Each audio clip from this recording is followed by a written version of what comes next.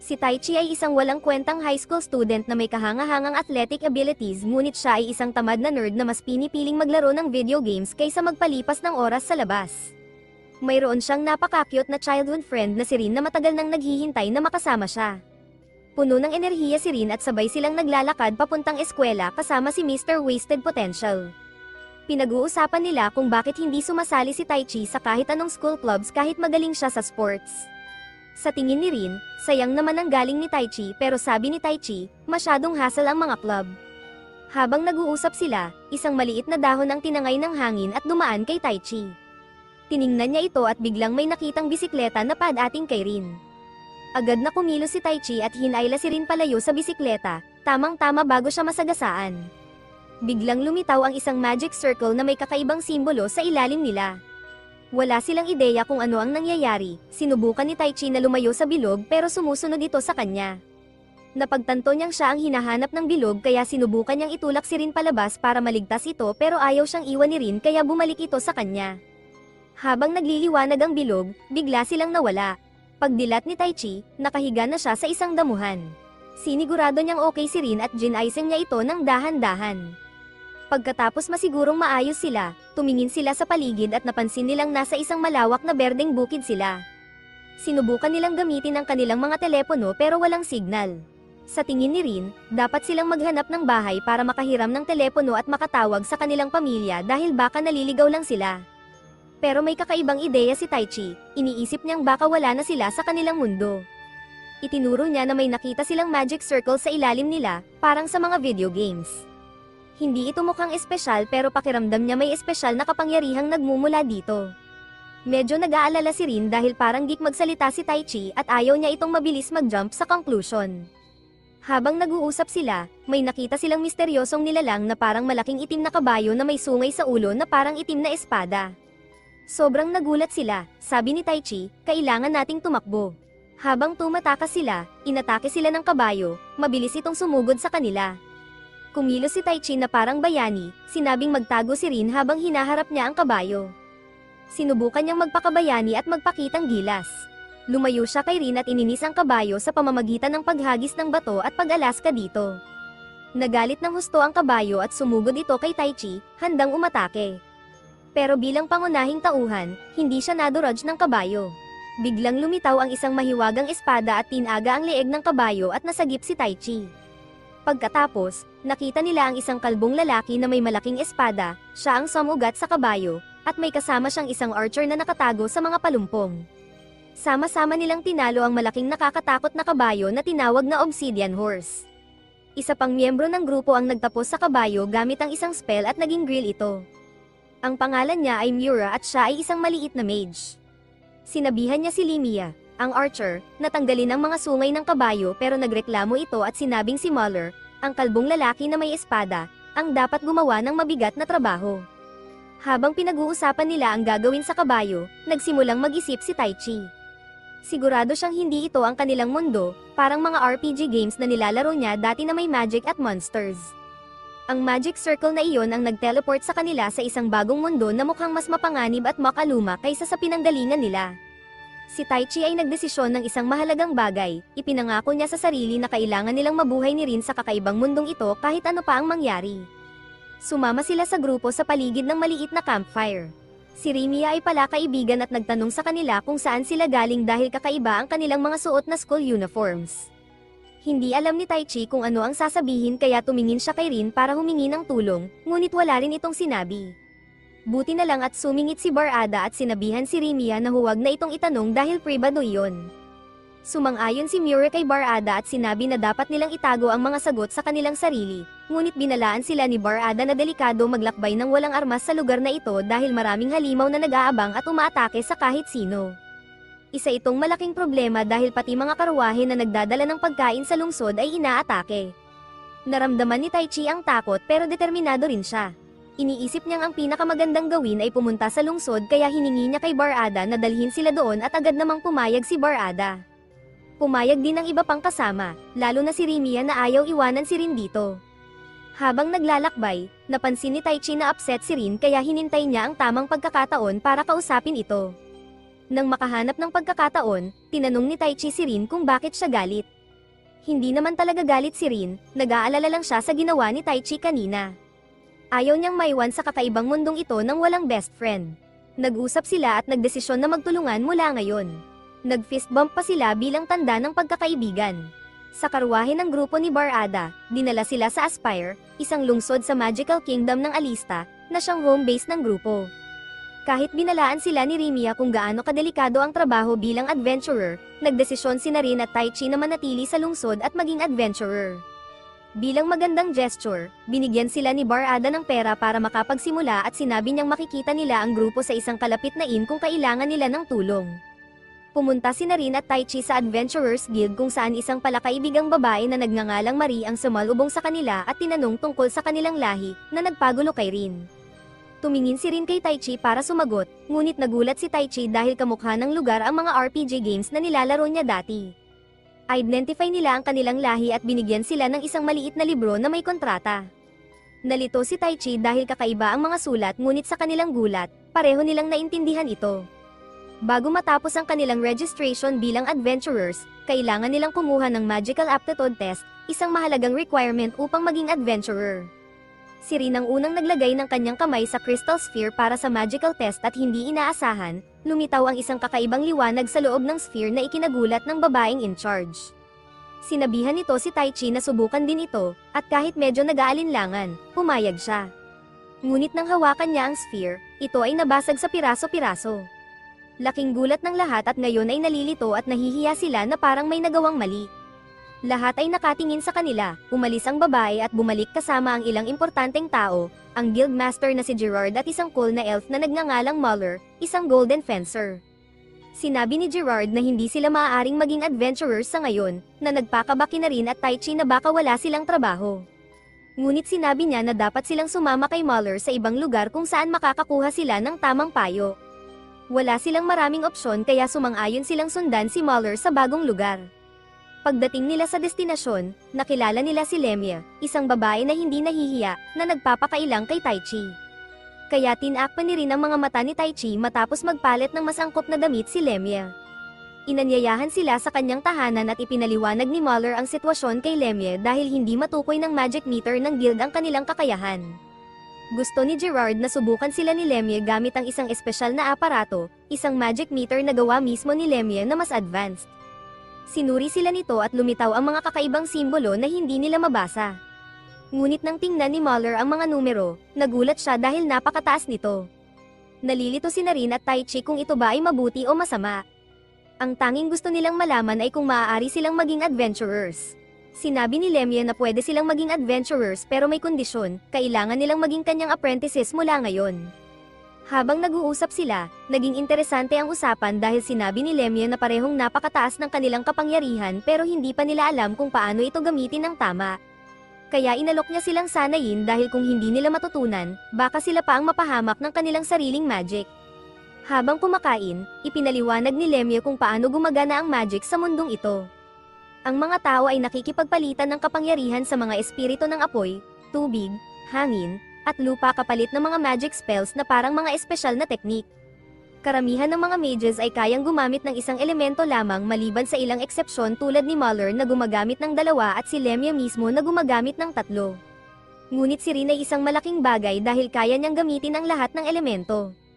Naging interesado si Tai Chi at gusto niyang malaman kung anong mga elemento ang kaya niyang gamitin pero hindi masabi ni Lemia. Ipinaliwanag niya na hindi siya isang mage, kundi isang sorcerer. Ang mga sorcerer ay hindi gumagamit ng magic spells tulad ng mga mages. Sa halip, ginagamit nila mismo ang mga espiritu at hindi lang ang hiniram na kapangyarihan ng mga ito. Ngunit para magawa iyon, kailangan nilang gumawa ng isang espesyal na kasunduan sa mga espiritu. Ang kapangyarihan mula sa kasunduang ito ay mas malakas kaysa sa anumang magagawa ng isang mage. Hindi nagbibiro si Lemia sa kanilang pagsasanay, siya ang namamahala kay Tai Chi at sobrang stricto sa kanya. Ngunit sa gitna ng lahat ng ito, nakarinig si Tai Chi ng mga salita ng pag-asa mula sa isang boses na hindi niya kilala at nagbigay ito ng lakas ng loob sa kanya. Samantala, tinuturuan ni Muller si Rin kung paano gumawa ng magic, partikular ang paggawa ng apoy. Nagulat si Muller dahil mabilis matuto si Rin, masaya si Muller na mabilis natututo si Rin at nakagawa pa ito ng bagong spell. Ang magic ay tungkol sa paggamit ng imahinasyon at sa kanyang kaalaman sa siyensya, nakagawa si Rin ng asul na apoy na hindi pa nagagawa ng iba. Si Taichi ay pagod na pagod mula sa pagsasanay, hindi tulad ni Rin na puno pa rin ng enerhiya. Sinubukan ni Rin na tulungan si Taichi mag-practice pero muli niyang narinig ang misteryosong boses na nagbigay ng gabay sa kanya para mapabuti ang kanyang kapangyarihan. Medyo nalilito si Taichi dahil siya lang ang nakakarinig nito pero hindi niya ito masyadong pinagtuunan ng pansin. Pagkatapos ng pagsasanay, nagpa siya silang kumain. Sinabi ni Lemia na pwedeng ipagpatuloy ni Muller ang pagsasanay kay Rin pero sinabi niya kay Taichi na hindi pa siya maaaring matutong gumamit ng spells. Kailangan niyang palakasin ang kanyang katawan at matutong lumaban bago niya matuklasan ang kanyang mga elemental na kapangyarihan. Nakita ni Muller si Lemia na nag-iisip sa labas ng bahay habang natutulog sina Taichi at Rin. Parehong may pagdududa ang dalawang babae sa napakalakas na kapangyarihan ng mga bata pero nagpa siya silang sanayin ang mga ito sa loob ng 3 linggo para maging independent adventurers. Gusto ni Lemia na itago ang kanilang espesyal na kakayahan dahil sa mga nangyayari sa bansa. Makalipas ang 3 linggo, mas nag-adapt si Taichi sa mundong ito. Hinarap niya ang isang malaking lobo at ipinakita na mas mahusay na siya sa pagkontrol ng kanyang kapangyarihan at tinalo niya ito ng madali. Samantala, nakipaglaban si Rin sa maraming hornhairs gamit ang kanyang kahanga-hangang kasanayan at kapangyarihan. Napakagaling niya na nagamit pa niya ang 3 iba't ibang elemento para talunin ang mga kalaban. Si Lemia at Muller ay sobrang impressed sa panonood mula sa malayo pero nakakuha ng kanilang pansin ang pagdating ng isang obsidian horse. Gustong tumulong ni Muller dahil delikado ito pero pinigilan siya ni Lemia. Gusto niyang makita kung gaano kahusay si Rin at Taichi sa pagdepensa ng kanilang mga sarili. Pakiramdam ng mga pangunahing tauhan ay may kumpiyansa na sila sa kanilang mga bagong kapangyarihan at nagawa nilang talunin ang kabayo nang walang masyadong hirap. Nagdaos si Lemia ng isang malaking selebrasyon dahil sina Taichi at Rin ay pumasa sa kanilang graduation exam at handa na silang pumunta sa Aspire para maging opisyal na adventurers. Ngunit medyo malungkot din dahil ito na ang huling pagkakataon na madalas silang magkikita. Habang nagse-celebrate, ibinulalas ni Lemia na sila ay mga lost ones. Ibig sabihin ay galing sila sa ibang mundo sa pamamagitan ng isang kakaibang space-time incident o nasummon sila ng isang tao. Laking gulat ni Taichi at Rin na alam na pala ito ni Lemia mula pa noon. Tinanong nila kung paano niya ito nalaman at iniisip ni Lemia na baka may gumamit ng high-level summon ng magic para dalhin sila dito pero hindi niya alam kung sino dahil bihira at kontrolado lang ng mga magicians na may kinalaman sa oras at espasyo ang ganitong klaseng magic. Kailangan nilang hanapin ang taong ito at alamin kung bakit sila dinala sa mundong ito. Excited si Taichi dahil bihira ang mga summoners kaya iniisip niyang mas madali nilang mahahanap ang taong gumawa nito. Kinagabihan, kahit malungkot sina Taichi at Rin na ito na ang huling araw nila kasama sina Lemia at Muller, alam nilang kailangan nilang magpatuloy at alamin kung bakit sila nandito. Nangako sila sa isa't isa na magtutulungan sa paghahanap ng summoner. Ngunit may kakaibang nangyayari kay Taichi, patuloy niyang naririnig ang boses ng isang batang babae na nagsasabing magkikita sila ulit at mukhang sabik na sabik dito. Isang gabi, nagkaroon ng panaginip si Taichi na nasa isang berdeng parang siya at narinig ulit ang pamilyar na boses na nagsasabing magkikita sila sa lalong madaling panahon at hinihiling na maging matyaga. Nang sinusubukan niyang alamin kung sino ang misteryosong boses na ito, nagising siya ng pawisan. Simula nang dumating sila sa mundong ito, palagi na niyang napapanaginipan ito. Lumipas ang ilang linggo at nakasettle na sila sa Aspire kung saan sila nagparehistro sa Adventurers Guild. Nakilala nila ang mga taong nagligtas sa kanila noong una pero mababa pa rin ang kanilang ranggo bilang adventurers kaya mga simpleng trabaho lang ang kanilang ginagawa tulad ng pagtulong sa pagsasaka o pagbuhat ng mabibigat na bagay. Dahan-dahan silang nasasanay sa bagong lugar na ito at sa mga patakaran dito. Gustong gumising ng maaga ni Rin para magbasa ng mga libro sa library para sa kanyang research. Natagpuan siya ni Taichi na nagbabasa sa isang bar at sumali ito sa kanya, medyo iniistorbo ang oras ng pagbabasa ni Rin. Dinalhan sila ng waitress ng almusal at isang sulat mula sa guild. Ang sulat ay nagsasabing kailangan nilang pumunta sa guild agad dahil kailangan sila ng mad alien. Ang bagong trabaho nila ay sa isang slum kung saan kailangan nilang kausapin ang mga customers at staff para malaman ang tungkol sa mga nakaw na kalakal na pumapasok sa lungsod sa pamamagitan ng mga slums. Napansin ni Rin na may 2 krus sa kontrata na ibig sabihin ay nabigo na ito ng 2 beses. Kung magkamali pa sila, ibibigay na ito sa mga mas mataas ang ranggo na adventurers. Sinabi ni Gerard na nakuha nila ang trabahong ito dahil sinabi ni Lemia na napakalakas nila at kung matapos nila ito, tataas ang kanilang adventurer rank. Excited silang dalawa dahil ang pag-angat ng ranggo ay nangangahulugang mas magagandang trabaho kaysa sa paglilinis o pagbubuhat ng mga bato. Paglabas nila ng guild, nag-usap sila kung gaano nakalayo ang narating nila. Nakita ni Rin ang kanyang paboritong prutas at gustong bilhin ito pero napansin nilang tumaas ang presyo mula noong nakaraang linggo. Malungkot na ipinaliwanag ng tindero na kakaunti na ang pagkain na pumapasok kaya't nagmamahal ang lahat ng bilihin. Kahit na mahal, nagpasya silang bilhin ang paboritong prutas ni Rin para matulungan ang tindero. Parehong nag-aalala sina Taichi at Rin sa balitang narinig nila. Naisip nilang baka ang nawawalang pagkain mula sa mga karwahe ay napupunta sa mga slums at maaaring konektado ito sa kanilang misyon. Habang pinag-uusapan nila ito, may isang taong nakasuot ng balabal ang nagmamasid sa kanila mula sa karamihan. Pagsapit ng gabi, pumunta sila sa inn sa slums. Sa una, walang sinumang seryosong tumanggap sa kanila dahil mag-ara ang kanilang mga suot. Naglibot sila at napansin na ang mga pagkain at inumin dito ay hindi makikita sa regular na merkado dahil sa mga pag-atake sa mga karwahe. Hindi nag-aksaya ng oras si Taichi at diretsyong tinanong ang waiter tungkol sa mga produktong ito. Gusto ni Rin malaman ang totoo dahil nakikita nila ang pagkakataong kumita ng malaking pera sa pagbebenta ng mga kalakal na ito. Ipinakita pa ni Rin ang isang malaking bag ng coins para makuha ang atensyon ng waiter at mapasagot ito. Ito ay isang setup pero sa halip na makakuha ng kapaki-pakinabang na impormasyon, ang mga sakim na customer sa inn ay sinubukang atakihin sila.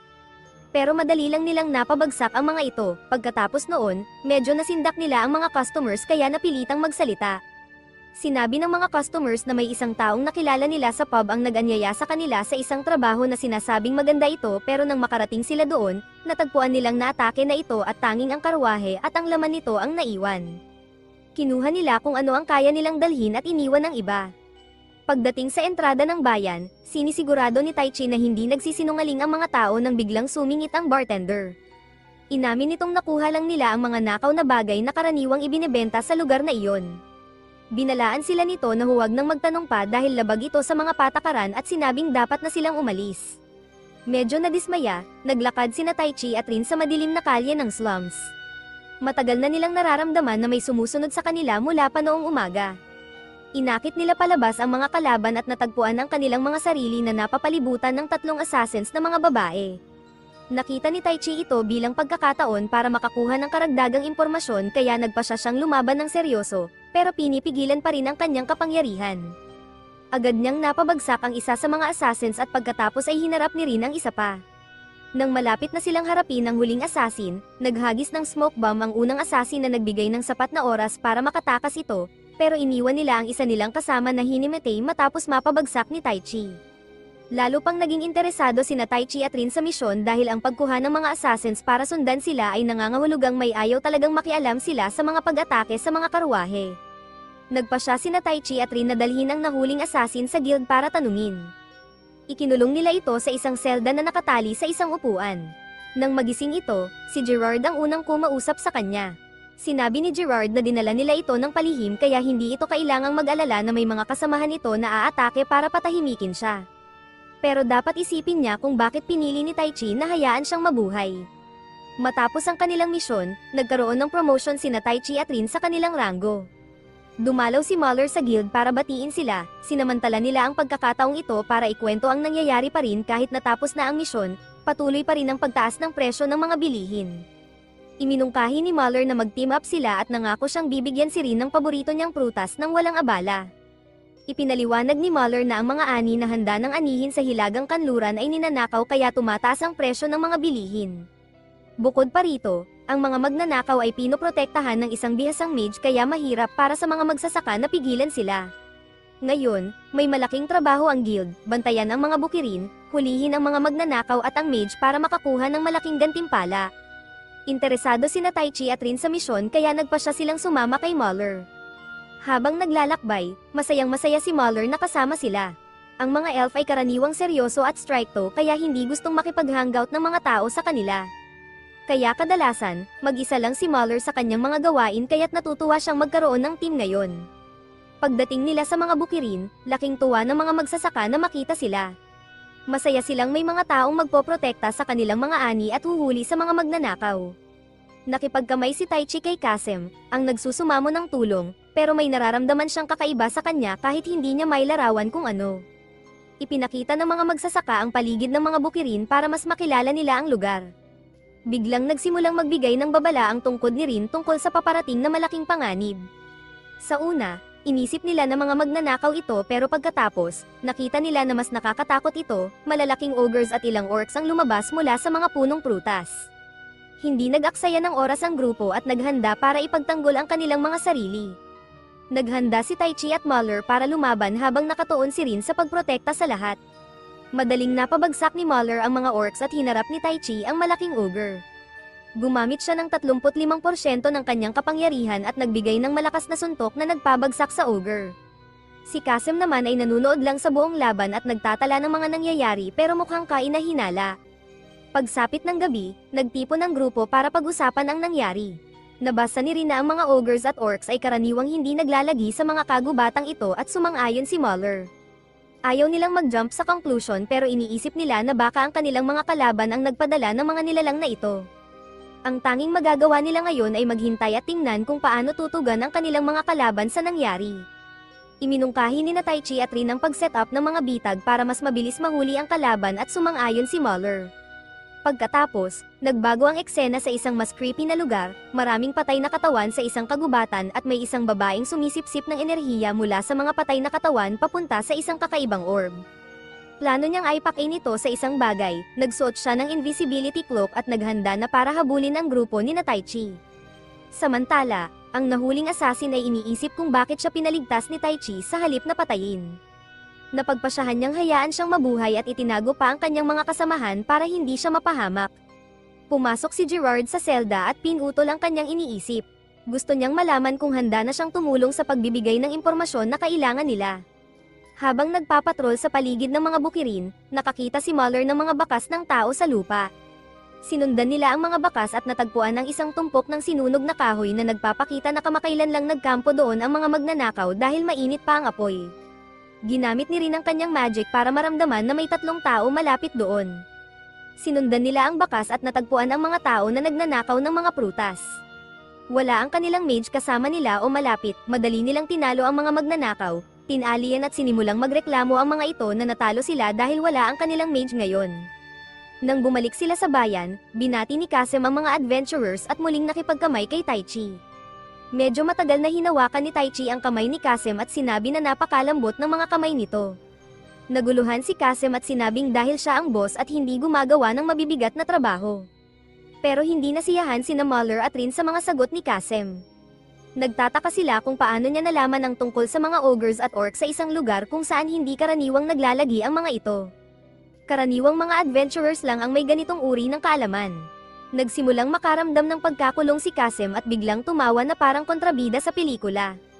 Inamin niya ang lahat, ang buong plano ng mga pag-atake ng ogres at orcs at ang mga nakaw na prutas ay isang bitag lamang para makuha ang atensyon ng mga adventurers at subukin ang kanilang mga kasanayan. Biglang lumitaw si Grammy, ang mage na narinig nilang kasama ni Kasem, at tinanggal ang kanyang invisibility cloak. Siya ang kasabwat ni Kasem, naghanda ang mga adventurers para sa laban. Nakatuon si Grammy kay Muller at Rin habang si Kasem ay pumunta kay Taichi. Napagtanto ni Muller na kaharap nila ang isang mabagsik na kalaban na nasisiyahan sa pakikipaglaban at paglalagay ng buhay sa panganib. Matapang na nakipaglaban si Rin kay Grammy hanggang sa makabawi si Muller sa kanyang lakas. Excited si Grammy habang ginagamit ni Rin ang kanyang iba't ibang elemental magic laban sa kanya. Samantala, natuklasan ni Taichi na si Kasem ay isang mage at nagpapatawag ng isang malaking nilalang para labanan siya. Mahirap kalabanin ng Frosty Elemental Beast na ito at hindi kayang saktan ni Taichi, pero kayang saktan siya ng nilalang. Para siyang nasa isang mahirap na sitwasyon, nahihirapan ang mga adventurers sa mga kalaban na hindi lang malalakas kundi napaka-tricky pa. Bumalik si Muller sa laban at hinarap si Grammy pero kasing husay ni Grammy si Muller sa pakikipaglaban ng espada. Sinubukan ni Rin tumulong pero kinailangang itigil ang kanyang mga spells ng maaga para hindi tamaan si Muller. Talagang nasisiyahan si Grammy sa bawat sandali ng laban at napabagsak sina Muller at Rin nang hindi man lang pinapawisan. Samantala, patuloy na nahihirapan si Taichi laban sa Icy Beast. Hindi niya ito masaktan kaya nakatuon lang siya sa hindi masaktan. Ipinunto ni Kasem na wala siyang fire element tulad ni Muller at Rin kaya hindi siya mananalo. Lalo pang lumala ang sitwasyon nang ilabas ni Kasem ang isang pulang orb na nakuha niya kay Grammy, na nag-drain ng vitality mula sa ibang tao papunta sa orb. Pinakain niya ito sa kanyang summoned creature at naging 3 beses na mas malaki at mas malakas ito. Bumilis ang beast at nasaktan si Taichi, na naging mas mahina siya. Nagsimulang magsalita si Kasem tulad ng isang tipikal na kontrabida, ipinapaliwanag ang kanyang plano. Gusto niyang nakawin ang kapangyarihan ni Taichi at gagamitin niya sina Muller at Rin bilang mga hostage.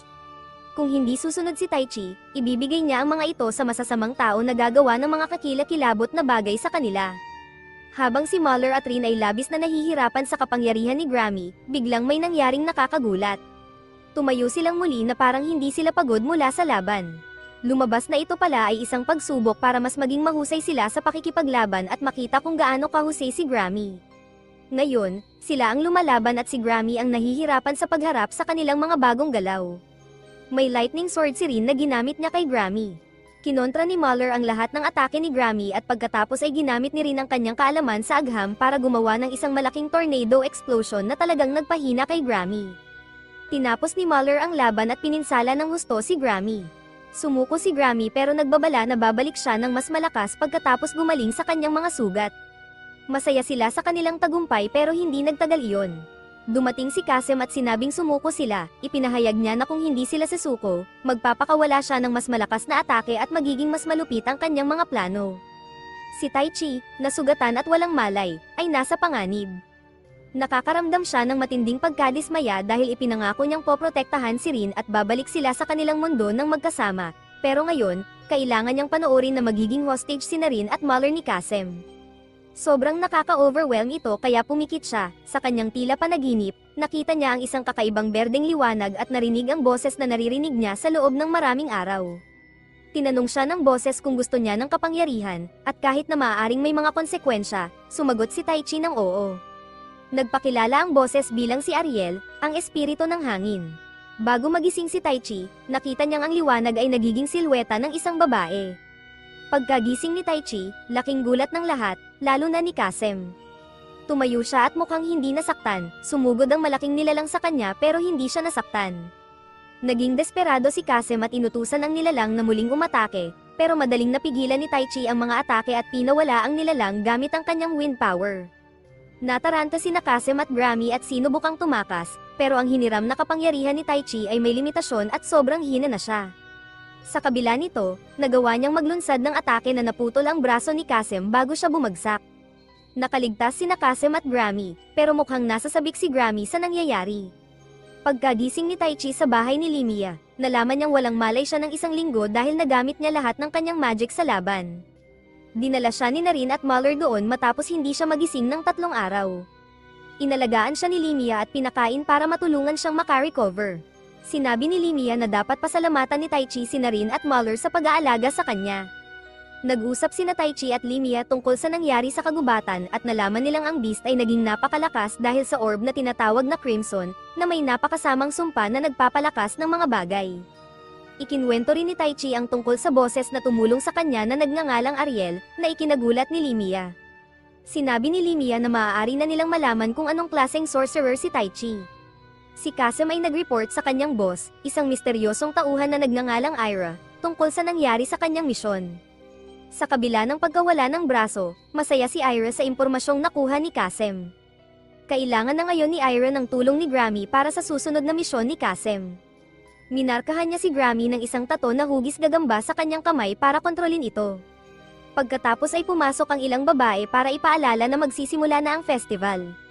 Iniwan ni Ira ang isang imbitasyon sa isang tumpok ng papel bago umalis. Ipinaliwanag ni Limia kay Taichi na siya ay isang summoner, na ibig sabihin ay maaari siyang makipagkasundo sa mga partikular na espiritu upang makakuha ng mas malalakas na spells. Nalito si Taichi sa impormasyong ito pero natulungan siyang maintindihan kung sino si Ariel. Pagkatapos makipag-usap kay Limia, nagdesisyon siyang hanapin si Muller o Rin para ipaalam na siya ay gising na. Sa kanyang paglalakbay, na-intervene siya sa isang sitwasyon kung saan 2 lalaki ang nanggugulo sa isang babae. Ginamit ng babae ang kanyang pagdating bilang pagkakataon para magpanggap na si Taichi ang kanyang hinihintay. Pinaalis ni Taichi ang mga lalaki pero napansin niyang hindi talaga nasa panganib ang babae dahil madali siyang nakatakas sa mga ito. Nagpakilala ang babae bilang si Anastasia, ang dating assassin na nahuli ni Taichi sa slums. Ngayon ay nagtatrabaho na siya para sa guild at kasali sa investigasyon ng mga pagnanakaw. Magkasamang pumunta sina Anastasia at Taichi sa isang manor na konektado sa mga pagnanakaw at naglaban sila sa mga tao doon habang naghahanap ng mga kapaki-pakinabang na impormasyon. Natagpuan ni Taichi ang imbitasyon na iniwan nina Ira at Kasem. Sa gabi, naglalakad sina Muller at Rin sa pamilihan matapos tapusin ang isang mahalagang trabaho. Nakikita ni Muller na nag-aalala si Rin kay Taichi pero sinabi ni Rin na magiging okay si Taichi at kailangan nilang mag-focus sa kanilang gawain. Habang nasa pamilihan, napansin ni Muller at Rin na may mga taong nagtatalo tungkol sa pagtaas ng presyo. Ramdam nilang may sumusunod sa kanila kaya sinubukan nilang linlangin ang taong sumusunod sa kanila, ngunit bigla na lamang silang inatake nito. Nagdulot ito ng kaguluhan sa pamilihan. Habang nakikipaglaban sila sa unang umaatake, napansin nilang may 3 iba pang tao na tumutulong sa unang umaatake kaya naging 2 laban sa 4. Biglang lumitaw si Grammy na may suot na invisibility cloak. Pinabagsak ni Grammy si Muller at dinala ito palayo, sinasabing hindi niya gusto ang ginagawa pero iniutos ito ng kanyang pinuno. Sinubukan ni Rin na sundan si Grammy pero hinaranggan siya ng 4 na umaatake. Kailangan nilang siguraduhin na makakatakas si Grammy kasama si Muller kaya pinigilan nila si Rin na habulin ito. Matinding sitwasyon ito para kay Rin. Samantala, sina Anastasia at Taichi ay nasa madilim na underground tunnels. Ang imbitasyon ay nagsasaad na sa ilalim ng lungsod ng Aspire ay maraming goblins na may Crimson Pact. Alam nilang kailangan nilang pigilan ang mga goblins na makarating sa lungsod. Binuksan ni Anastasia ang pinto gamit ang isang pin para matiyak na hindi ito patibong. Sinabi ni Taichi na noong nahuli niya si Anastasia, umaasa siyang mabubuhay ito ng normal at hindi siya masaya na nagtatrabaho na ito ngayon para sa guild, pero nagpapasalamat pa rin siya sa tulong nito. Naantig si Anastasia at sinabi niyang tawagin na lang siyang Ana. Nagpapakita na nagiging mas malapit sila bilang magkaibigan. Samantala, nahihirapan pa rin si Rin sa kanyang sitwasyon. Nainis siya at nagpa siya na gamitin ang kanyang mga espesyal na kapangyarihan para talunin ang mga taong nagdudulot ng problema sa kanya. Pagkatapos, nagulat siya nang muling lumitaw si Grammy na hindi pala naroon para labanan siya, hindi pa ngayon.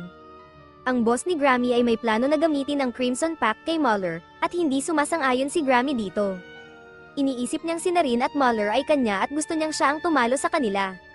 Ibinigay ni Grammy kay Rin ang eksaktong lokasyon ng kanilang pupuntahan at nagbahagi sila ng parehong layunin. Hindi na nag-aksaya ng oras si Rin at nagmadali sa tore kung saan bihag si Muller. Pagdating niya, nakita niya si Muller sa gitna ng isang pulang bilog na napapaligiran ng mga mages na nagpaplanong gamitin siya bilang sakripisyo. Agad kumilos si Rin, gamit ang kanyang mga kapangyarihan para immobilize ang mga mages at itigil ang ritual. Nailigtas niya si Muller sa tamang oras, ngunit sandali lang ang kanilang kaligayahan dahil biglang lumitaw sina Ladra at Kasem.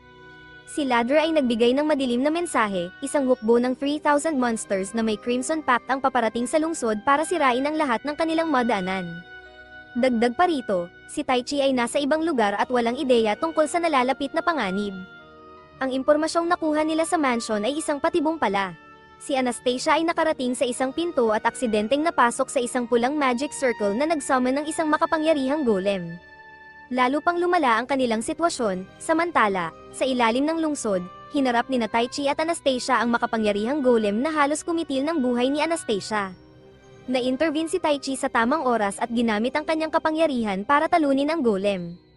Laking gulat niya nang malamang walang core ang golem na ito, nakakaiba dahil lahat ng golems ay karaniwang may core. Biglang narinig ang boses ng isang batang babae sa silid at nagbukas ang isa pang pinto, naglalantad ng isang silid na puno ng goblin eggs. 2 batang kambal na babae ang masayang tinawag itong Milo at Milo's Room. Sa kabilang banda, sina Muller at Rin ay agad na ipinagbigay alam kay Gerard ang tungkol sa nalalapit na pag-atake. Agad na tinawag ni Gerard ang isang pulong ng lahat ng adventurers at guard sa Aspire.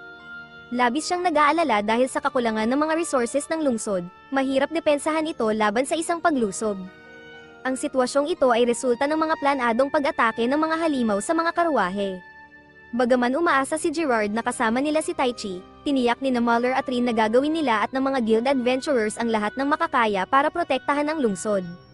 Sumama si Limia sa kanilang pag-uusap at ipinahayag na naramdaman niya ang isang malakas na kapangyarihang magic kaya pumunta siya sa lungsod dahil sa pangamba. Nag-alok siya na pumalit kay Taichi sa kanyang kawalan, pinagtitibay ang kanilang determinasyon na ipagtanggol ang Aspire. Samantala, kasama ni Taichi ang 2 batang babae na ipinagmamalaki ang paggawa ng espesyal na silid at ang malaking golem, nangangahulugang sila ay Earth Mages. Nandoon sila upang palayain ang mga goblins na binigyan ng utos na gumawa ng masamang bagay sa mga babae at kumain ng mga bata at kalalakihan. Sinubukan ni Tai Chi na kumbinsihin sila na huminto dahil maaapektuhan din sila, pero ipinakita ng mga bata ang isang makinang na orb na ginagamit nila para kontrolin ang mga goblins. Walang pag-aaksaya ng oras, ginaising ng mga bata ang mga goblins na sobrang lakas dahil sa Crimson Pact. Kailangang labanan ni Tai Chi ang mga goblins at sinabi kay Anastasia na manatiling ligtas habang hinaharap niya ang mga ito. Tinalo ni Tai Chi ang mga goblins pero hindi niya ginamit ang lahat ng kanyang kapangyarihan dahil ayaw niyang sirain ang silid. Ngunit kahit gaano karaming goblins ang tinalo ni Tai Chi, patuloy na ginaising ng mga bata ang iba pa. Akala nila na hindi sila sasaktan ng mga goblins dahil hawak nila ang orb, pero sinubukan silang atakihin ng mga goblins at nasira ang orb. Kinailangan protektahan ni Tai Chi ang mga bata. Tinanong niya kung gaano karaming goblins ang naroon pero hindi nila masabi dahil nagkalat ang mga goblins sa buong lungsod. Ipinagsama ni Tai Chi ang mga bata kay Anastasia at kinailangan nilang lahat na ipagtanggol ang kanilang mga sarili mula sa mga goblins. Malaking trabaho para kay Tai Chi na protektahan ang tatlong batang babae kahit ano paman. Bumalik sa guild, lahat kasama ang mga guards ay nag-aalala sa kanilang mahirap na sitwasyon. Isang bantay mula sa labas ang nagdala ng balita na ang hilagang kuta ay bumagsak na sa mga halimaw. Ngayon, ang kanilang guild at guard team ay may 180 miyembro lamang laban sa isang napakalaking hukbo ng 3,000 monsters. Lalo pang lumala ang sitwasyon dahil kailangan ni Limia gamitin ang kanyang tactical magic para talunin ang mga halimaw sa unahan, ngunit mauubos nito ang kalahati ng kanyang kapangyarihan. Nagkaroon ng ideya si Rin, naalala niya ang isang bagay mula sa kanyang lumang mundo at iminungkahi na gamitin ang earth, water, at fire magic ng sabay-sabay para gumawa ng malaking pagsabog. Kahit hindi naiintindihan ng iba ang agham sa likod nito, nagtiwala sila kay Rin. Lahat ay naghanda sa entrada ng lungsod habang hinihintay ang pagdating ng mga halimaw. Sinimulan ni Rin ang kanyang plano at epektibo ito laban sa unang hilera ng mga halimaw. Namangha ang lahat kahit na medyo napagod si Rin, determinado siyang ipagpatuloy ang laban. Nilusog nila ang ikalawang hilera ng mga halimaw at malaki ang naitulong ni Limia sa pagtanggal ng karamihan sa kanila. Nang mukhang mananalo na sila, isang sundalo ang nagbalita kay Gerard na may paparating pang grupo ng mga halimaw. Ang mga ito ay Crimson Monsters at 2 beses na mas malakas. Sa sandaling iyon, dumating si Tai Chi kasama sina Anastasia at ang 2 batang babae na sina Milo at Mila. Habang hinaharap ni Muller, Limia, at Rin ang natitirang mga halimaw, nagsama-sama ang mga babae upang protektahan si Limia habang naghahanda siya ng isang malaking atake. Naging matagumpay ang kanilang plano at natalo nila ang lahat ng halimaw maliban sa 3 malalaking halimaw na talagang malalakas. Nagdesisyon ang mga babae na harapin ang bawat isa sa kanila. Dumating si Tai Chi kasama sina Milo at Mila sa battlefield. Si Rin naman ay nasa mahirap na sitwasyon dahil nagamit na niya ang karamihan ng kanyang magic at sobrang hina na para lumaban sa kanyang kalaban. Abala ang kanyang mga kaibigan sa pakikitungo sa iba pang malalaking halimaw kaya hindi nila siya matulungan. Inisip ni Rin na baka ito na ang katapusan para sa kanya at sana ay mapapasalamatan niya si Tai Chi sa lahat ng nagawa nito.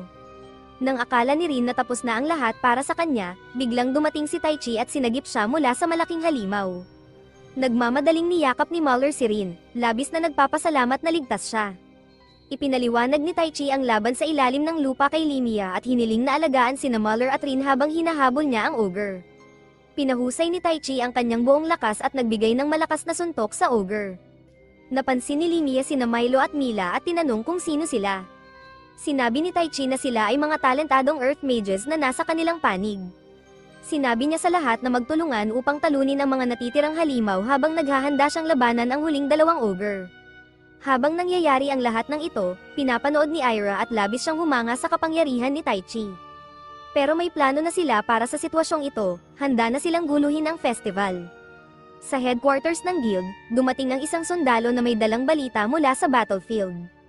Narinig ni Anastasia, na naiwan upang tulungan ang mga sugatan, ang usapan ni Gerard at ng sundalo. Labis siyang nag-aalala para kay Tai Chi dahil siya lang ang nagtrato sa kanya bilang tao at hindi lamang isang kasangkapan. Niligtas siya ni Tai Chi at binigyan ng pagkakataon na magkaroon ng normal na buhay na kanyang pinapangarap.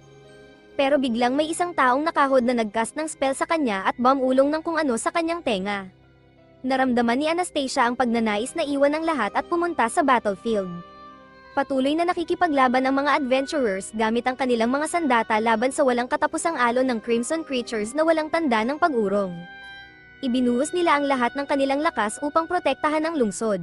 Si Tai Chi, gamit ang kanyang 100% na kapangyarihan, ay nagawang talunin ang bawat leader ng ogre pero ito ay nag-drain ng marami sa kanyang enerhiya. Akala niya nawala na ang mga pangunahing banta at nagpahinga siya sandali pero iyon ay naging isang malaking pagkakamali. Biglang umuga ang lupa at kinailangan niyang tumalon sa kalangitan upang maiwasang mahulog sa isang malaking butas na bumukas. Mula sa lupa, lumabas ang matatalas na kuko at sinira ang katawan ng mga ogre. Labis na nag-alala si Limia nang makita ang nangyayari. Isang 2 ulong gintong dragon ang lumitaw mula sa kailaliman, na ikinagulat ni Limia at ng iba pa dahil karaniwang naninirahan ang mga dragons na ito sa mga underground nests at hindi nakikialam sa mga labanan ng tao, pero ngayon ay nakikialam sila. Napansin ni Ren ang isang di pamilyar na babae sa battlefield pero hindi niya binigyang pansin ito. Nagtataka rin si Tai Chi sa presensya ng dragon, ipinaliwanag ni Limia na sa hindi malamang dahilan, nagising ang dragon na ito kahit na karaniwang hindi sila naabala ng mga digmaan ng tao. Alam ni Tai Chi na kailangan niyang harapin ang makapangyarihang dragon.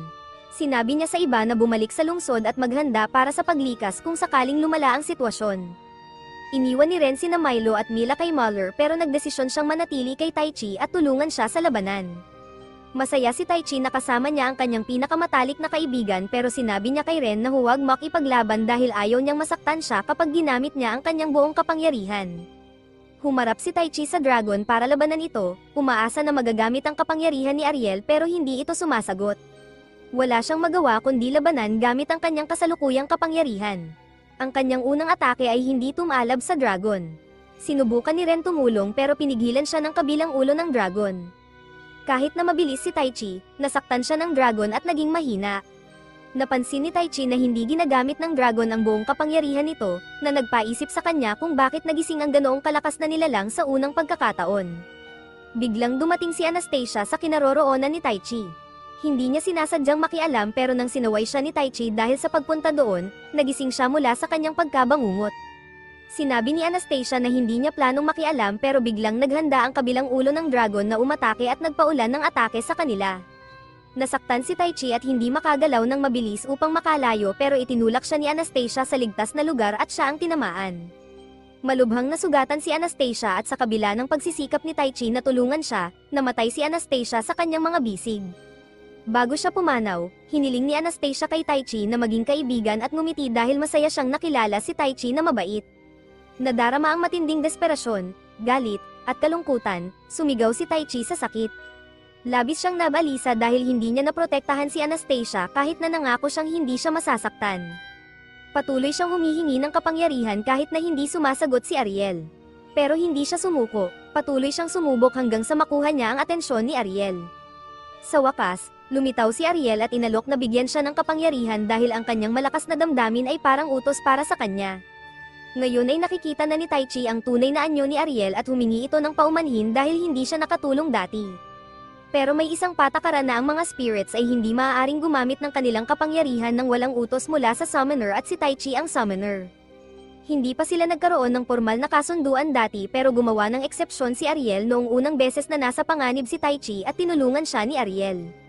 Napagtanto ni Tai Chi na natatakot siyang gamitin ang kanyang tunay na kapangyarihan pero ngayon alam niya na kailangan niya ito para protektahan ang lahat, lalo na ang mga taong mahalaga sa kanya.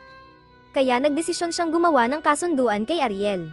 Ginawa nilang opisyal ang kasunduan sa pamamagitan ng pagtugon sa 2 kondisyon, kailangan sabihin ni Tai Chi kay Ariel na bigyan siya ng kapangyarihan at kailangan niyang maging handa na tanggapin ito. Iniwan ni Tai Chi sina Anastasia at Ren sa pangangalaga ni Limia at ngayon ay puno siya ng bagong kapangyarihan at handa nang harapin muli ang mga dragon. Namangha ang mga dragon sa kanyang lakas at determinasyon. Nang tanungin ni Tai Chi kung bakit sila naroon at ano ang kailangan niyang gawin para umalis sila, sinabi nilang sasagutin nila ang kanyang mga tanong kung ipapakita niya ang kanyang tunay na kapangyarihan. Pumayag si Tai Chi at naging seryoso ang mga dragon. Inatake ng 2 ulo ng dragon si Tai Chi gamit ang lahat ng kanilang lakas pero gamit ang kamanghamanghang kapangyarihan, hindi lang ipinagtanggol ni Tai Chi ang kanyang sarili kundi tinamaan din ang likod ng dragon. Masaya ang mga dragon sa kinalabasan, sinabi nila kay Tai Chi na sila ay ipinadala ng isang tao na gustong ipakita ni Tai Chi ang kanyang kapangyarihan. Bago sila umalis, nagbigay ng babala ang mga dragon kay Tai Chi. Sinabi nilang ang taong ito ay gagabay sa kanya kaya kailangan niyang mas maging malakas. Ipinaliwanag nila na ang nangyari ngayon ay mahalaga para sa kanilang mundo at pagkatapos ay umalis na sila. Bumalik si Ira upang makipag-usap sa isang babaeng nakaupo sa likod ng belo. Lumabas na pumasa si Taichi sa pagsubok na kanilang inilaan para sa kanya. Ngayon, ang tanging natitira ay patuloy siyang gabayan. Lumipas ang ilang panahon mula nang maganap ang paglusob ng mga halimaw at ang malaking laban. Dahan-daang bumalik sa normal ang Aspire, wala nang mga pag-atake ng halimaw sa mga karwahe ng mga kalakal at bumalik na rin sa normal ang mga presyo. Ito ay maliit na ginhawa para sa lahat ng mga taong nawalan ng mahal sa buhay sa panahon ng pag-atake. Upang ipakita na hindi sila lumaban ng walang kabuluhan, madalas bumisita si Taichi sa libingan ni Anastasia.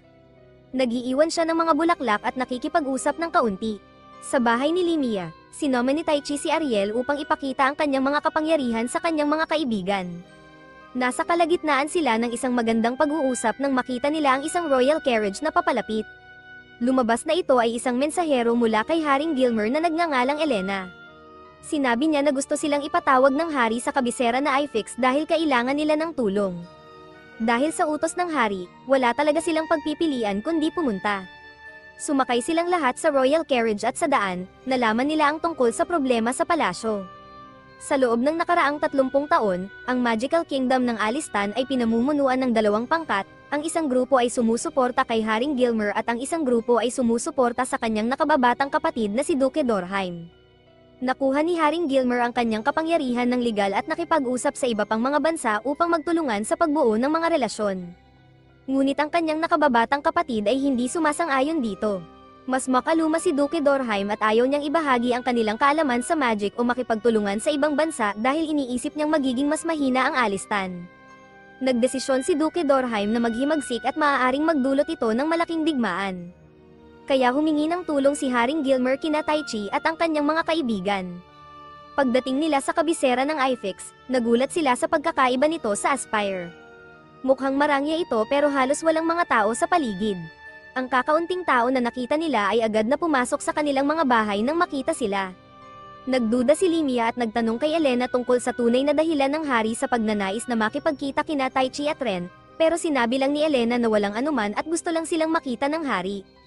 Mukha siyang kinakabahan at biglang may dumating na isang palaso mula sa kung saan pero dahil alerto sila, naiwasan nila ito at nailigtas si Elena. Sinabi ng sundalo na nakatakas ang grupo kay Duke Dorheim na inutusan silang alisin ang grupo. Pagdating nila sa kastilyo, sa pagpasok nila sa Royal Hall, nakita nilang masama ang tingin ng mga opisyal sa kanila. Ipinakilala ni Elena si Bella, ang nangungunang magic person ng hari, at si General Suela, ang namamahala sa hukbo ng hari. Nandoon din si Charlotte, ang anak ng hari. Sa wakas, dumating ang hari at lahat ay nagpakita ng paggalang maliban kay Limia. Gusto ni Limia na maging malinaw ang hari at hindi na paligoy-ligoy pa. Nagulat ang lahat sa silid dahil sa kanyang pagiging matapang. Sinabi ng hari kina Suela at Bella na ilabas ang grupo sa silid. Mukhang kilala ni Limia ang hari kaya hindi na nila kailangang maging formal. Plano ni Limia na tulungan ang hari kung papayag siya sa ilang mga bagay na gusto niya. Pumayag ang hari at sinabi kay Elena na asikasuhin ang iba pang detalye. Pero bago siya umalis, gusto ni Limia na sabihin ng hari ang katotohanan kung bakit ipinatatawag sina Taichi at Ren. Sinabi ng hari na kailangan niya ang kanilang napakalakas na kapangyarihan upang pigilan ang paghihimagsik at humingi siya ng paumanhin. Hindi masaya si Taichi sa hari, iniisip niyang makasarili ang hari na dalhin sila mula sa kanilang payapang mundo kung saan walang digmaan at ipaglaban siya. Ngunit sa puntong ito, wala na silang magagawa at sinabi ng hari na siya ang sasagot sa lahat ng kasalanan. Dinala ang grupo sa kanilang mga silid kung saan sila mananatili. Si Ren ay nasa silid ni Taichi at pinag-uusapan nila kung ano ang nararamdaman nila tungkol sa hari. Pagkatapos ay dumating si Elena sa kanilang pintuan at sinabi na may nais makipag-usap sa kanila.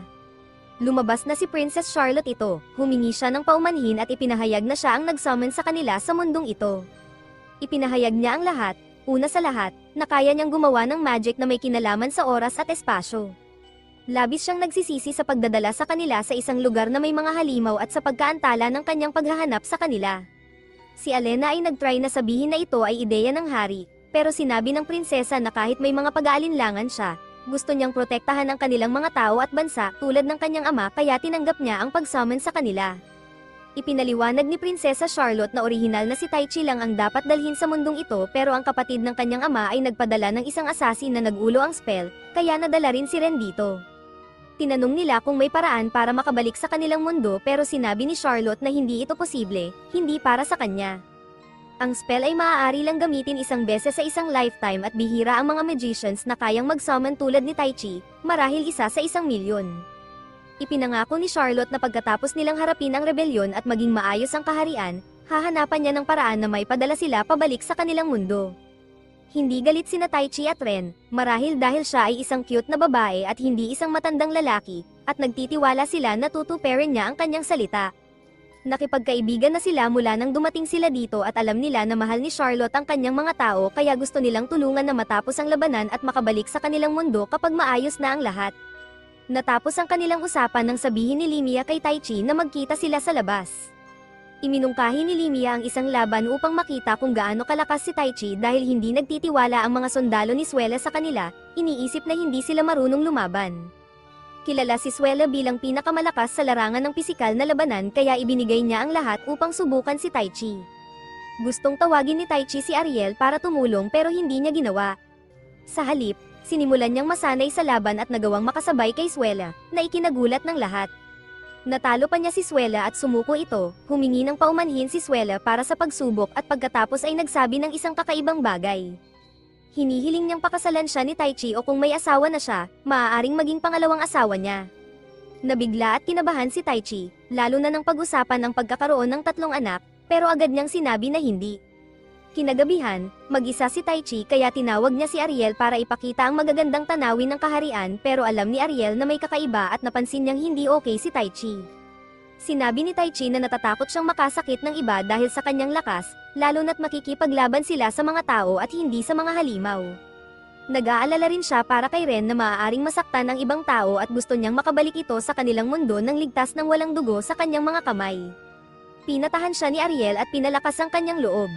Pagkatapos, pumunta si Taichi sa silid ni Ren dahil hindi nito naisara ng maayos ang pinto. Aksidenteng nakita niya si Ren na naka-underwear lang pagkatapos maligo, na nagdulot ng awkward na sandali.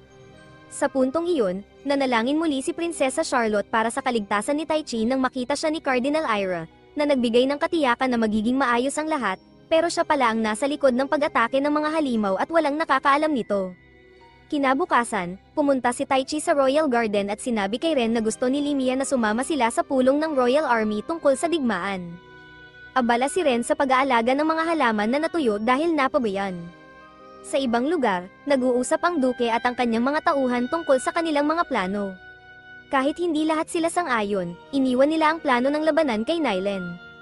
Si Marches ay hindi masaya dahil gusto niyang alisin muna sina Taichi at Ren. Naniniwala si Nylen na dapat magdigmaan agad at kunin ang kontrol ng kaharian pero umaasa ang duke na hindi sisirain ni Taichi at Ren ang kanilang mga plano. Ipinaalam sa hari na naghahanda na ang hukbo ng kalaban. Sinabi ni Haring Gilmer kina Suela at Bella na ihanda ang mga sundalo at mages para sa laban. Ipinaliwanag ni Suela ang plano ng labanan sa grupo ng mga adventurers. Naisip ni Limia na baka ito ay isang patibong dahil ang puwersa ng magkapatid ay umaatake na may 1,000 sundalo lamang habang ang kaharian ay may 3,000. Sinabi ni Suela na mag-iingat sila sakaling totoo ito. Hindi talaga maintindihan ni Taichi at Ren ang pinag-uusapan dahil hindi pa sila nakakaranas ng digmaan, pero sinabi ni Muller na magiging okay sila kung susundin nila ang mga utos. Sinabi ni Taichi na iba ito sa pakikipaglaban sa mga halimaw dahil kailangan nilang saktan ng ibang tao. Pero pinaalala ni Limia na sa mundong ito, either ikaw ang papatay o ikaw ang mapapatay, tao man o halimaw. Pagkatapos ng usapan tungkol sa plano, sinabi kina Taichi at Ren na magpahinga dahil kailangan nilang magising ng maaga. Pumunta si Taichi kay Ren pero nagdesisyon na huwag magsalita tungkol sa kanyang iniisip. Bago siya umalis, pinigilan siya ni Ren at hiniling na manatili siya sa kanyang silid para sa gabi dahil kinakabahan siya sa buong sitwasyon. Sinabi ni Ren na parang gabi bago ang kanyang tennis matches pero ngayon ay digmaan at ayaw niyang may mamatay kahit digmaan pa ito. Iminungkahi ni Taichi na huwag na siyang sumama sa laban dahil hindi naman siya orihinal na bahagi ng summoning pero iginiit ni Ren na siya ang pumili na pumasok sa summoning circle at ngayon gusto niyang protektahan ang kanyang mga kaibigan at wakasan ang labanan. Nag-usap din sina Muller at Limia tungkol sa nalalapit na digmaan at kung gaano sila nag-aalala kay Taichi at Ren, pero naputol ang kanilang pag-uusap nang maramdaman ni Limia ang kakaibang presensya. Isang assassin ang ipinadala upang patayin sina Taichi at Ren ni Marches, isa sa mga kaalyado ni Duke Dorheim na ayaw na makuha ni Nylan ang lahat ng kredito para sa labanan. Pumunta ang assassin sa silid kung saan dapat naroroon sina Taichi at Ren at sinaksak ang kama, iniisip na naroon sila. Pero nasense ni Taichi ang assassin bago ito mangyari at hinarap nila ito. Inatake ni assassin si Ren pero nasugatan lang ang kanyang buhok, na ikinagalit ni Taichi. Hinabol niya ang assassin, halos parang gusto niyang patayin ito. Hindi siya natatakot na masaktan o mamatay pero takot siyang mawalan ng mga taong ipinangako niyang poprotektahan, tulad ng nangyari kay Anastasia. Pinatigil ni Limia si Taichi sa pananakit ng assassin dahil maaari silang makakuha ng impormasyon mula dito, pero hindi interesado ang assassin na magsalita. Pinalaya nito ang sarili mula kay Taichi at kinagat ang isang suicide pill bago tumalon sa balkonahe, agad na namatay. Kinabukasan, handa na ang mga tropa ng kalaban para sa laban, pati na rin ang kaharian. Si Taichi ang nauna at ginamit si Ariel upang gumawa ng malaking butas sa lupa, na nagpaantala sa kalaban na makarating sa kanila, na ginawang madali silang target. Pero nag-aalala si Limia nang makita na ang mga sundalo ng kalaban ay walang gaanong kagamitan at maaaring nagkulang sila sa pag-unawa sa kanilang mga kalaban. Lahat ng sundalo ng kalaban ay kayang gumamit ng long-range attacks gamit ang elemental powers, na ikinagulat ng lahat dahil hindi nila inaasahan na marami sa kanila ang mga mages. Napansin ni Taichi na may suot silang mga singsing at ipinaliwanag ni Limia na ang mga singsing na ito ay may mga magic stones na maaaring gumawa ng simpleng spells. Pero ginagamit ng mga sundalo ang mga singsing nang walang ingat, hindi napapansin na ang mas maraming kapangyarihan na ginagamit nila, mas maraming life energy ang kinukuha nito, na maaaring ikamati nila. Determinado ang mga adventurers na pigilan ang kanilang mga kalaban mula sa pagdurusa sa ganitong kaayla-hilakbot na kapalaran pero nag-aatubili ang mga sundalo ni Suela na pigilan ito. Iniisip nila na kung mamamatay ang kanilang mga kalaban nang walang kanilang pakikialam, magiging mas madali ang laban. Gayunpaman, sina Suela at Bella, ang mage, ay ayaw na mamatay nang walang saysay ang kanilang mga kalaban kaya sinusuportahan nila ang plano ng grupo na pigilan ang life energy consumption mula sa mga singsing. Nagkaroon ng plano si Limia na nangangailangan ng tulong ni Ren. Samantala, patuloy na umaatake ang mga sundalo ng kalaban kahit na karamihan sa kanila ay kitang-kitang nanghihina dahil sa energy consumption. Ipinagpatuloy ni Nylan, ang kanilang leader, ang kanilang mga atake kina Ren at sa iba pa. Gumawa ng protective barrier si Ariel upang protektahan sila at si Muller ay nagtatanggol kay Ren laban sa anumang mga atake na nakakapasok sa barrier, na nagpapahintulot kay Ren na mag-concentrate sa kanyang spell. Gumamit si Limia kasama ng iba pang mages ng Grey Clouds upang magpaulan at pagkatapos ay ginamit ni Ren ang kidlat upang kuryentehin ang lupa kung saan nakatayo ang mga nanghihinang sundalo ng kalaban. Nagdulot ito ng malawakang electrocution na labis na nagpahina sa kanila. Dumating si Inimikes, ang kanang kamay ng duke at tagapayo, at humanga sa estratehiya ni Ren. Desperadong humingi ng tulong si Nylan kay Inimikes upang buhayin ang lahat at sinisisi siya sa pagbibigay ng magic stones na nag-akala na magdadala ito ng tagumpay. Ngunit sinaksak ni Inimikes si Nylan, tinatawag siyang isang pagkabigo at hindi nakapakipakinabang. Natapos ang laban sa pagkatalo ng mga sundalo ng kalaban, nagdala ng ginhawa sa buong kaharian. Gayunpaman, frustrated pa rin si Kasem sa papuri kay Taichi at ipinakita kay Grammy ang isang nakakatakot na estatwa na nagbabanta na magdadala ng katapusan kay Taichi. Kinabukasan, bumisita si Ren sa silid ni Taichi upang gisingin siya. Nang makita siya, gusto ni Taichi na purihin ang kanyang kagandahan pero sa halip, tumakbo siya palabas ng silid upang magsuka. Lumabas na kumain siya ng labis noong nakaraang araw, nagdulot ng problema sa tiyan. Dumating sina Limia at Muller sa silid ni Taichi upang ipaalam na tinawag sila ni Haring Gilmer sa Grand Royal Hall. Sa harap ng lahat, binati ni Haring Gilmer sila para sa kanilang kahanga-hangang performance sa battlefield. Ipinahayag ni Prinsesa Charlotte ang kanyang pagnanais na bigyan sila ng gantimpala para sa kanilang katapangan. Inalok sila ng mga mataas na kalidad na sandata at kagamitan mula sa Royal House, na masaya nilang tinanggap. Pumili sila ng bawat sandata na nakakuha ng kanilang atensyon. Si Taichi ay agad na naakit sa isang katana at hindi nagatubiling piliin ito. Ipinaliwanag ng prinsesa na ang espada ay hindi pinanday sa kanilang bansa at tinanggihan ng mga sundalo dahil sa manipis nitong talem. Naiintindihan ni Taichi na sa isang mundong pinangungunahan ng mga broadswords at malalaking sandata, ang katana ay maaaring hindi popular na pagpipilian, ngunit naniniwala siyang ang pagkakaroon ng katana ay pangarap ng bawat lalaki. Kaya, armado ng kanilang napiling mga sandata, iminungkahi ni Suela ang isang practice fight kay Taichi na sinang-ayunan ni Limia. Sinubukan ni Limia ang kanyang singsing at nagpakita ng kamanghamanghang kapangyarihan na nagbigay ng inspirasyon sa iba na subukan din ang kanilang mga sandata. Ang pangunahing layunin ni Suela ay makipagsagupaan muli sa kanyang inaakalang magiging asawa, ngunit nagawang makatakas ni Taichi nang siya ay nawalan ng malay dahil sa violent shaking ni Suela dahil hindi pa siya nakarecover mula sa indigestion. Sa merkado, naramdaman ni Taichi na maraming mga mata ang nakatingin sa kanya, iniisip na ito ay dahil nakita nila si Ariel at lahat ay nakatingin sa kanya. Ngunit sa katotohanan, tanging si Taichi lamang ang nakakakita kay Ariel. Tinitingnan siya ng lahat dahil pinagtanggol niya ang lungsod noong nakaraang araw. Maging ang mga bata ay lumapit sa kanya, sabik na makilala siya at humingi ng handshake. Habang pabalik siya sa training ground, naramdaman niya ang presensya ni Kasim na lumitaw mula sa mga anino. Nabigla si Taichi nang makita na nawawala ang isang braso ni Kasim, pero pinaalala ni Kasim na siya ang dahilan ng pinsalang iyon, na hindi alam ni Taichi dahil sa kanyang galit noong mga oras na iyon. Nais ni Kasim na labanan si Taichi at nagmungkahi ng isang duel na gusto ni Taichi iwasan upang hindi madamay ang mga inosenteng bystanders. Ngunit kung tatanggihan ni Taichi, nagplano si Kasim na maglagay ng lason sa balon ng kabisera. Wala nang maraming pagpipilian si Taichi kundi sumama kay Kasim sa isang liblib na lugar para maglaban sa training ground ng kaharian. Habang naglalaban sina Ren at Muller, ipinapakita nila ang kanilang mga bagong sandata. Nag-usap sina Limia at General Suela tungkol sa kanilang plano. Gusto ni General Suela na pakalmeyan ng mga sundalo kaya iminungkahi niya ang mga practice fights.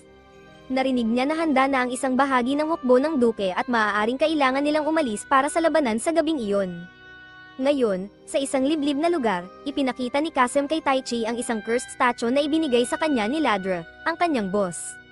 Ang estatwa ay dapat magpantay ng kanilang laban sa pamamagitan ng pagpapababa ng kapangyarihan ni Taichi sa antas ni Kasim upang maging patas ang laban.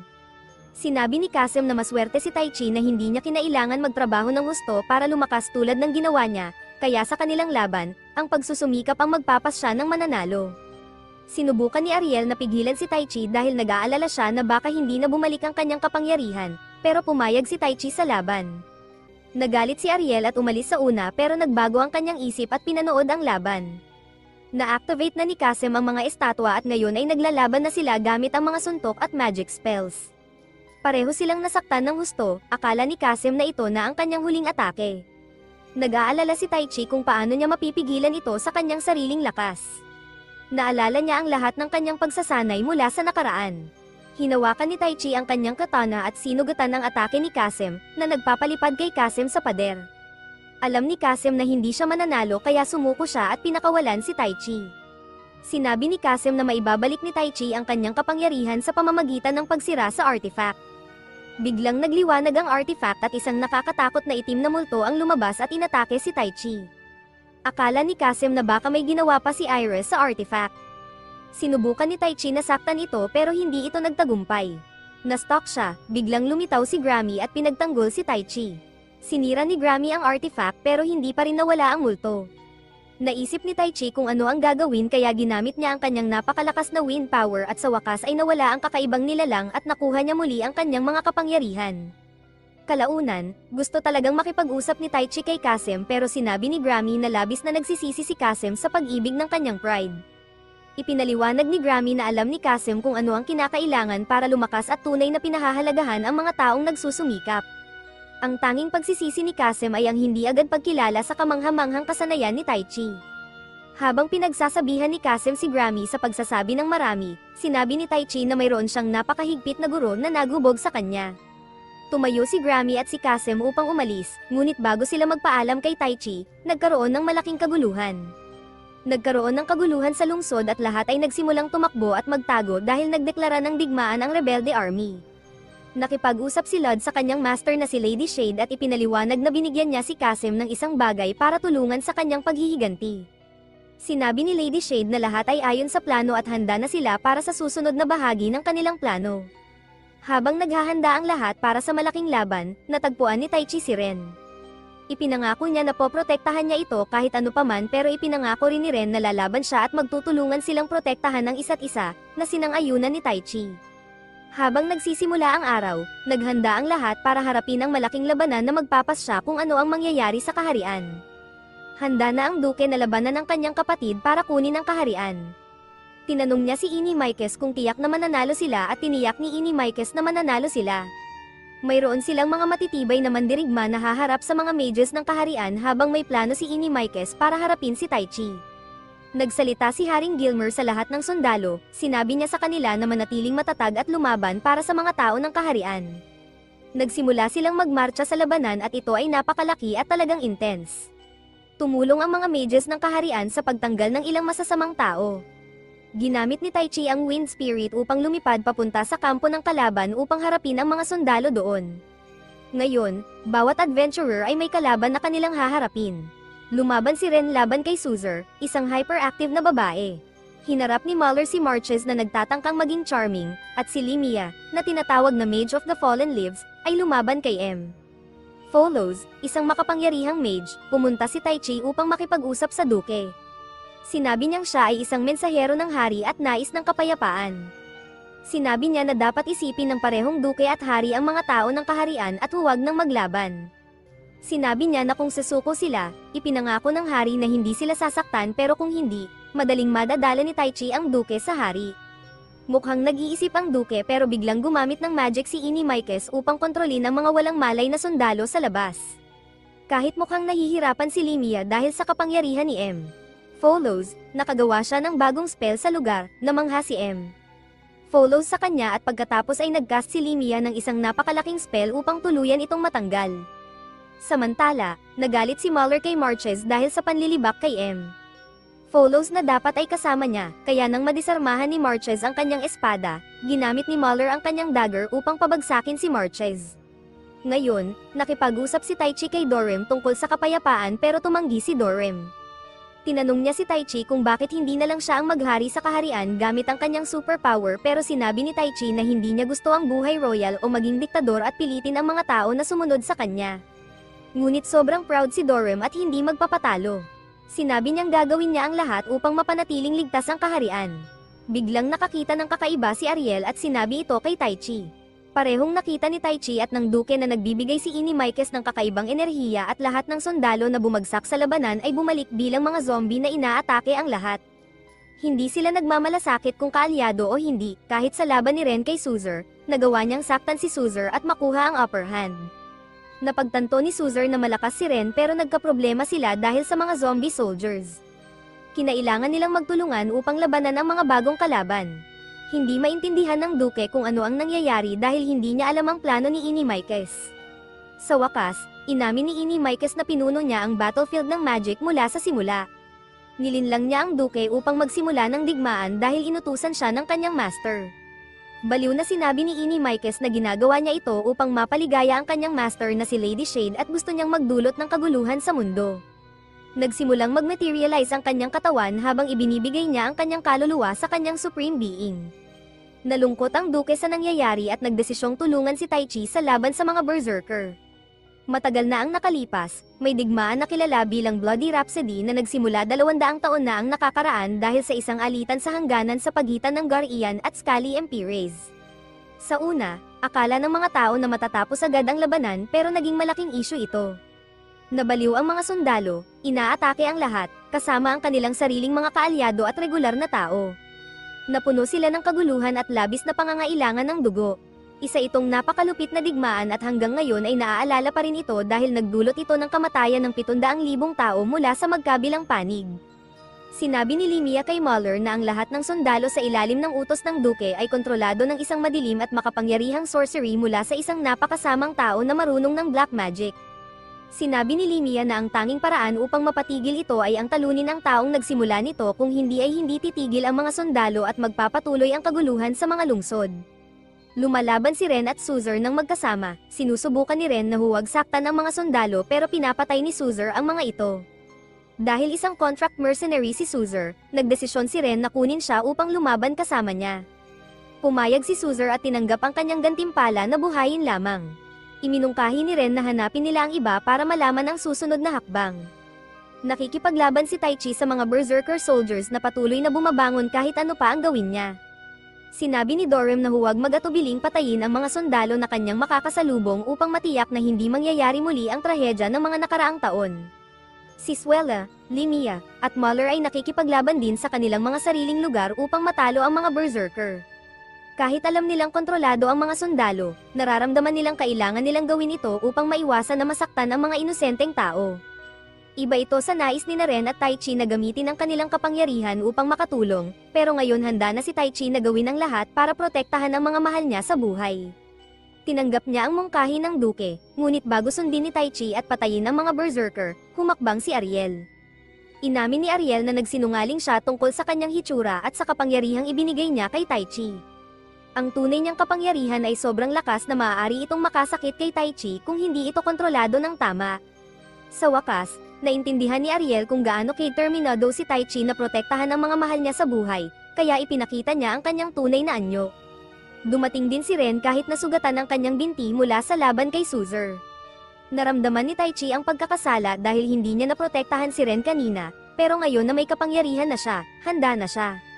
Tinawag niya ang kanyang elemental spirit na si Silid, at isang kamanghamanghang bagay ang nangyari, nawala ang Berserker Cursed Circle at tumigil ang kontrol sa lahat ng sundalo.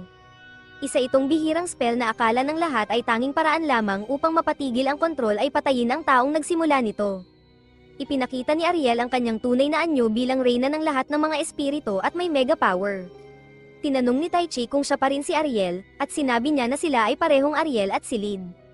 Laking ginhawa ni Taichi, ngayon nawala na ang mga nakakatakot na berserker, ngunit may malaking problema pa rin, si Inimaikes ay naging isang malaking halimaw matapos ialay ang kanyang kaluluwa kay Lady Shade, na sinasamba niya, at nagkamit ng bagong kapangyarihan mula sa kanya. Sinabi ni Inimaikes na si Lady Shade ang nagplano ng lahat ng mga pangyayari kay Taichi mula nang dumating siya.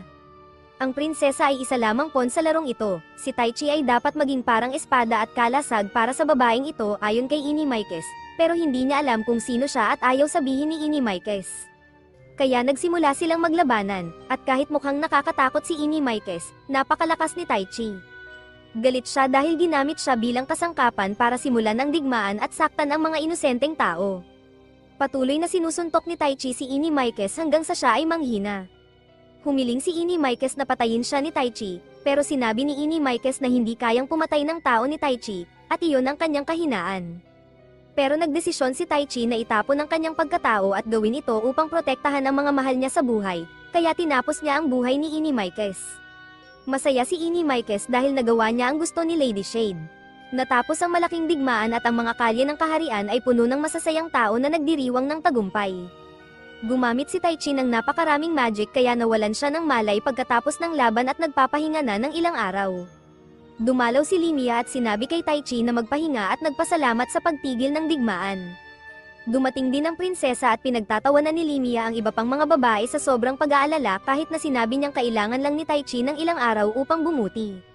Nasira ng digmaan ang mga bagay para sa magkabilang panig pero ngayon, muling nagiging buhay ang mga kalye. Nang bumalik sa normal ang kabisera ng IFIX, naging mga tagapayo sina Taichi at ang kanyang grupo bilang gantimpala, pati na rin ang malaking halaga ng pera para sa mahusay na trabaho. Kasama rin sila sa isang espesyal na army team na maaaring tawagin kapag nasa panganib ang kaharian. Pero hindi lahat ay masaya dahil kailangang parusahan ni Haring Gilmer ang kanyang kapatid na duke para sa pagtataksil. Hindi masyadong masaya si Taichi sa lahat ng nangyari pero sinabi ni Limia na tama ang ginawa niya. Minsan kailangan gumawa ng mahihirap na desisyon kahit masakit, at ang pakiramdam ng sakit ay nagpapakita na tao ka. Bumalik ang mga adventurers sa Aspire pagkatapos magpaalam sa prinsesa na nangakong patuloy na hahanapan ng paraan na may padala sila pabalik sa kanilang mundo. Sa kanilang pagbabalik, ipinangako ni Taichi sa sarili na gamitin ang kanyang bagong kapangyarihan upang protektahan ang kanyang mga kaibigan at alamin kung sino ang misteryosong babaeng binanggit ni Inimaikes. Pagdating nila sa Aspire, ang lungsod ay puno ng dekorasyon ng mga parol. Sinabi ni Muller at Limia na ito ay ang Star Night Festival, isang espesyal na okasyon kung saan nagkikita ang mga buhay at patay. Ayon sa alamat, sa araw na ito bumubukas ang mga pintuan patungo sa lupain ng mga patay at bumabalik ang mga espiritu ng mga taong pumanaw upang bisitahin. Sila ay nag-aanyong katulad ng dati at ang mga parol ay tumutulong sa kanila na mahanap ang kanilang daan upang alalahanin ang kanilang mga buhay o makita ang kanilang mga mahal sa buhay. Pero hindi lang ito puro kagandahan at kasiyahan, kailangan mong bumili ng mga espesyal na amulet upang protektahan ang iyong sarili mula sa pagkakapasok o pinsala ng mga patay na espiritu. Isa itong tradisyon pero may twist, ang mga amulet ay talagang mga maskara na nagtatago ng iyong totoong mukha. Parehong mga buhay at patay ay nagsusuot ng mga maskara kaya walang makakapagsabi kung sino ang sino. Ang mga pamilya ng mga taong pumanaw ay nag-iiwan ng maskara sa kanilang mga libingan at isusuot ito ng mga espiritu. Dahil ang bawat maskara ay iba-iba, iyon ang paraan para malaman kung sino ang sino sa festival. Bumili si Taichi ng maskara para sa tradisyon at sinabi kay Ren ang tungkol kay Anastasia habang iniiwan ang maskara sa kanyang libingan, umaasang makikita siyang muli. Nakita ni Muller at Limia na mayroong soup stand ang guild para ipagdiwang ang araw. Nagalit si Muller nang malaman niyang may mga aphrodisiac ingredients ang sopas dahil iniisip niyang hindi tama na hikayatin ang masamang asal. Nagtaka sina Ren at Taichi sa kaguluhan at nagtanong kung ano ang nangyayari. Ipinaliwanag ni Muller ang lahat at iminungkahi na magbenta ng mas angkop pero masarap na pagkain para sa araw na iyon.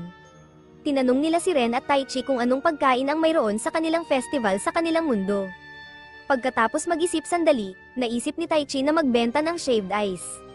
Sinunod nila ang lahat ng hakbang at maraming tao ang gustong subukan ito. Nagustuhan talaga nila ito dahil ito ay isang cool at bagong pagkain sa mundong iyon. Pagkatapos, umalis ang mga babae kay Taichi kasama sina Gerard at Marie sa stall, sinasabing mayroon silang ibang mga trabaho sa festival. Dahil mga fire magicians sila, inilagay ni Taichi si Gerard sa pag-scrape ng yelo sakaling dumami pa ang mga customer. Sa wakas, dumating ang grupo ng mga adventurers na nagligtas kay Taichi noong unang araw. Masaya silang makita kung gaano na lumakas si Taichi at nakilala rin ang kanyang wind spirit na si Silid. Habang nagiging masaya ang mga bagay, dumating ang mga kaibigan ni Taichi na nakabihis para sa festival at nagnakaw ng spotlight. Nakita ng lahat na may espesyal na nangyayari kina Taichi at Ren at pinasigla ito. Ngunit biglang dumating ang isang bagyo na nagbabantang sirain ang mga plano. Mukhang makakansela ang festival dahil dito, sinabi ni Taichi na hindi pwede dahil ang event na ito ay isang beses lang sa isang taon at nagbibigay daan sa mga tao na makita ang kanilang pamilya muli. Hindi niya papayagan itong masira, sa pahintulot ni Limia, ginamit niya ang kanyang kapangyarihan upang mag-summon ng malakas na hangin at palayasin ang madilim na mga ulap. Nagtagumpay ito at nagpatuloy ang festival pero mayroon lamang silang mga pulang paputok. Gamit ang kanyang kaalaman sa agham, nagpasya si Ren na gumawa ng makukulay na paputok kasama si Muller, na lalo pang nagpasaya sa partido. Nang dumating ang oras para sa sayawan, lahat ay naghanap ng partner. Pinamunuan ni Limia ang stall para kay Taichi at sinabi sa kanya na aanyayahan si Ren sa sayaw. Pinili ni Taichi si Ren at sumayaw silang magkasama ng ilang sandali, pero sa huling sayaw, nakita ni Taichi si Anastasia sa gilid ng daan na suot ang maskara na iniwan niya sa kanyang libingan at nagulat siya. Napansin ni Ren ang kanyang nararamdaman at dinala siya ng mas malapit upang magkasama silang sumayaw. Pagkatapos nito, si Muller ang naging kapareha ni Taichi sa sayaw. Panoorin ang susunod na video at magkita-kita tayo sa susunod.